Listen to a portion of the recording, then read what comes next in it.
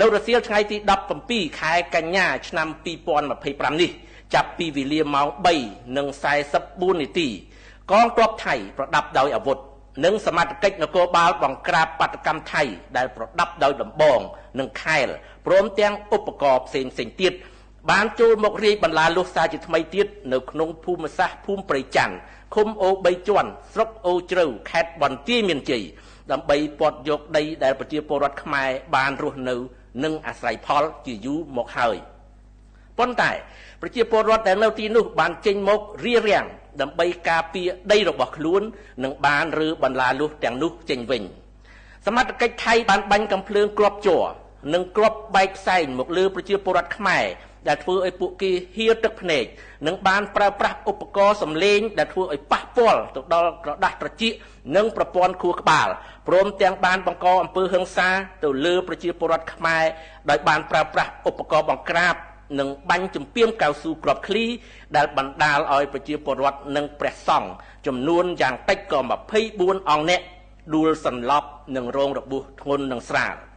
កងកម្លាំងនិងអាជ្ញាធរសមត្ថកិច្ចចម្រុះរបស់កម្ពុជា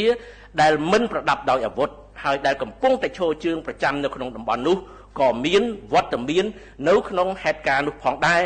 ដើម្បីការពារសុវត្ថិភាពជូនបងប្អូនប្រជាពលរដ្ឋ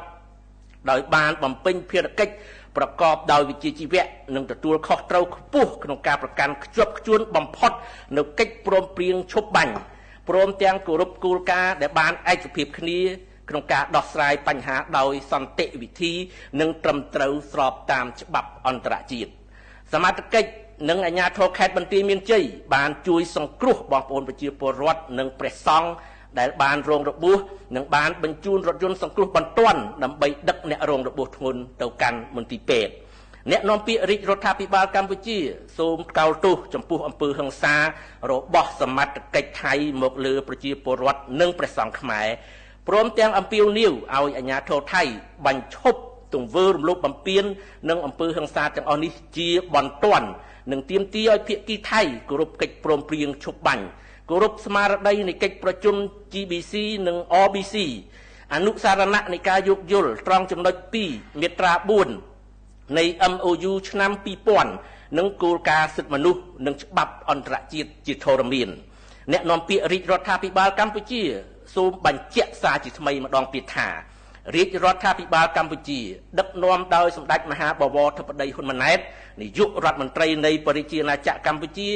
ប្រកាន់គោលជំហរច្បាស់លាស់ក្នុងការគោរពកិច្ចព្រមព្រៀងឈប់បាញ់និងដោះស្រាយបញ្ហាដោយសន្តិវិធី